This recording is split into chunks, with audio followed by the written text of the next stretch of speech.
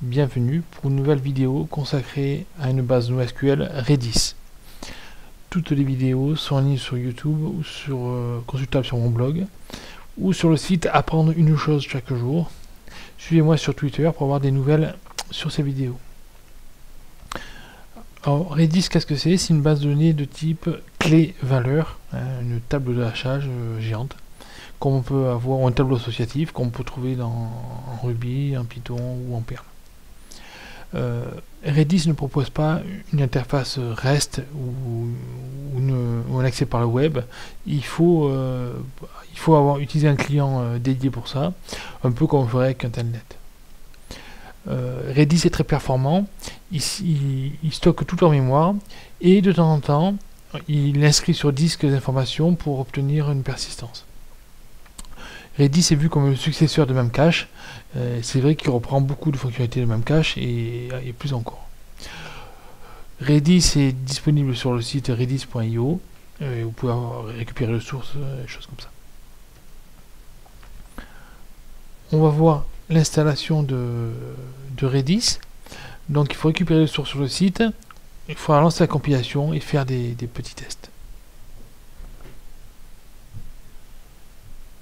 On va récupérer le source de Redis. Alors pour ça, c'est sur de Google, Redis. Voilà, redis.io, c'est le site.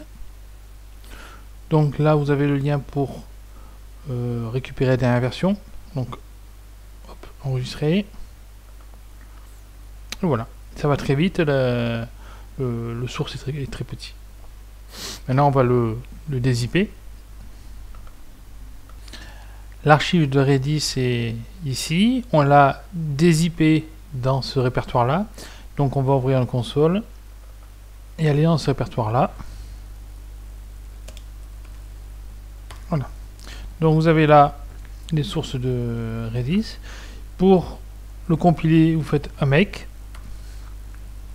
Donc, il va se passer une série de vérification, de compilation, donc ça prend quelques minutes, hein, c'est pas très long. La compilation est terminée, on va faire l'installation sudo, donc il faut avoir le droit d'administration, hein. Make install. Si pour une raison quelconque vous devez recommencer la compilation, il ne faut pas oublier de faire make clean. Donc voilà, c'est installé. Donc on regarde un petit peu ce qu'il y a dedans. Il y a un répertoire qui s'appelle utils, cd utils. Et là, il va y avoir les scripts pour lancer Redis comme un service. Donc avec l'ordre start, stop, choses comme ça. Et il y a une commande qui s'appelle install server, donc qui permet de créer un fichier de configuration et d'installer tous les scripts qui vont bien. C'est dans le répertoire utile qu'on trouve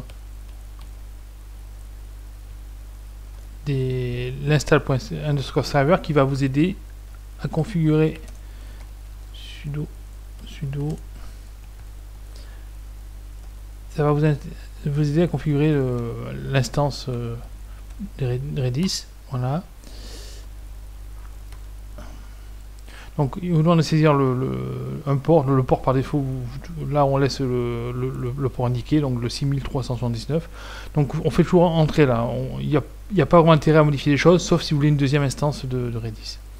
Donc pareil pour les logs, où est l'exécutable pour le serveur, voilà. Donc le serveur est démarré. On va le tester avec le client, un client qui est livré qui s'appelle Redis CLI. Voilà, par défaut il va sur localhost et sur le port 6379. Donc là je peux taper la commande monitor qui permet de lister tout ce qui va arriver sur le serveur Redis. Donc on peut laisser comme ça par exemple pour faire des tests. On voit toutes les commandes qui sont passées. Donc là tout fonctionne. Donc on va essayer de quitter. Voilà, on a quitté ce modèle là. Donc le serveur Redis tourne et le client basique permet de se connecter dessus. Si vous n'avez pas de client Redis et que vous voulez faire un essai sur machine distante par exemple, il est possible d'utiliser la commande telnet.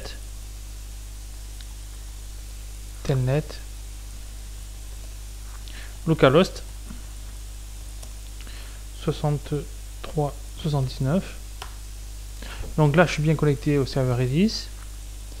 Je vais rajouter une clé 7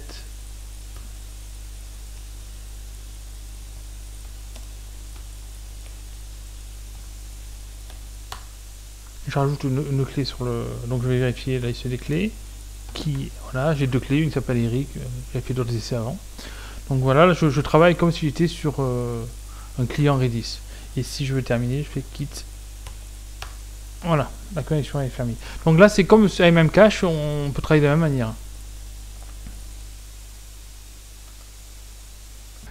On va maintenant installer la librairie cliente pour Ruby. Donc pour ça, on fait gem install Redis. Donc le système va récupérer la librairie sur net et l'installe. Voilà. C'est bon, maintenant on peut travailler. Et si je veux faire la même chose pour une application JavaScript et Node, je vais faire npm install node Redis. Hop, voilà, je le fais. Donc voilà. Donc là, je peux travailler aussi bien en Ruby qu'en JavaScript. Sinon, il y a des librairies qui existent pour pratiquement tous les langages. Java, C, tout ce qu'on peut imaginer. On a installé un serveur Redis. On dispose de librairies clientes Redis pour Ruby et pour Node. Qu'est-ce qu'on peut faire avec? On va stocker des informations de type clé-valeur. Pour ça, Redis fournit, disons, un choix de type de données assez important pour ce type de base. Et même cache, on pouvait stocker en fait que du string et des chaînes. Il fallait sérialiser les données. Avec Redis, il n'y a pas besoin de faire tout ça. Il offre le format string de base. On peut stocker des tableaux de hash. Hein. On peut stocker des listes, qui sont une suite d'éléments. On peut stocker des ensembles, qu'on appelle des sets. Alors, la différence de liste et des sets, c'est dans un cas, c'est ordonné, dans d'autres cas, c'est pas ordonné. Et ensuite, on peut stocker des formats type score. C'est quoi? C'est une chaîne de caractères et auquel on associe un nombre qui est en notation flottante, décimale flottante. Et c'est par exemple pour indiquer le nombre de fois où on a consulté une vidéo, donc on peut incrémenter, décrémenter ces valeurs-là. Mais on peut faire aussi, s'en servir pour stocker des informations de redatage. Redis c'est vraiment orienté pour les nouveaux services ou applications web qu'on voit, comme Facebook, où on voit le nombre de personnes qui ont aimé un article, des choses comme ça. C'est vraiment orienté dans ce type vraiment de Web 0.2. Quelle différence on peut trouver entre Redis et Memcache? Le premier point important, c'est la persistance. Memcache, quand on arrête le serveur, on perd les données. Redis propose un système de persistance. Memcache nous permet de stocker que des systèmes de hash, hein. Tandis que Redis offre un système de différenciation en fonction du type de données. Donc on a vu string, set ou score. Redis propose nativement un système de réplication et on peut dire que Redis au niveau du théorème de CAP, hein, consistance, disponibilité et partitionnement, est spécialisé dans la consistance et la disponibilité. En revanche, Redis fonctionne sur un système de serveur maître et de réplica. Si le serveur maître vient à tomber, on n'a plus de mise à jour possible. Il y a des solutions de contournement qui existent, mais c'est pas, disons, l'objet de Redis. Redis, par ses performances très intéressantes, permet de remplacer des systèmes de messagerie interapplicative, comme on pouvait le faire avec Rabbit, choses comme ça. Donc ça prend une place très importante dans les systèmes de file d'attente, avec un système de postage et de récupération de messages. Et on l'utilise notamment pour faire communiquer deux serveurs Node entre eux. Pour terminer, donc j'ai l'exemple ici de programme qui travaille avec l'API Redis, donc require Redis. Donc je connecte localhost, le port ici. Et donc là, j'ai essayé différentes séries de commandes, donc sur les chaînes, sur les hashes, sur les sets, sur les données de type score. Donc c'est pas forcément très bien documenté tout ça au niveau des API, il faut un peu chercher, il faut chercher à droite et à gauche. Par contre sur le site, il y a une page qui récapitule toutes les commandes possibles sur Redis. Ce qu'il faut savoir, c'est que on préfixe la commande avec le type de données qu'on souhaite. En gros c'est ça, donc H7 c'est pour une donnée agissant sur un hash, Z c'est pour une donnée de type score,